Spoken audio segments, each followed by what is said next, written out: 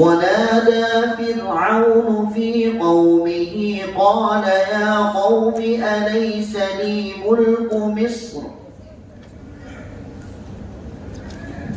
أعوذ بالله من الشيطان الرجيم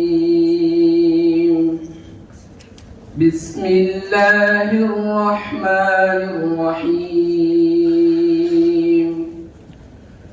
ونادى فرعون في قومه قال يا قوم أليس لي ملك مصر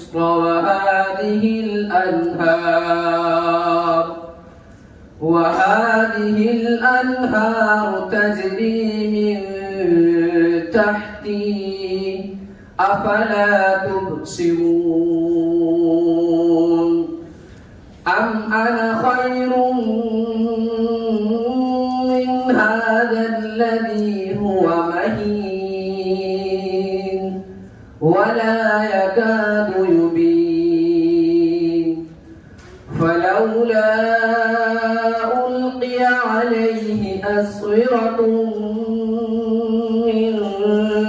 ذهب أو جاء معه الملائكة مقترنين فاستخف قومه فأطاعوه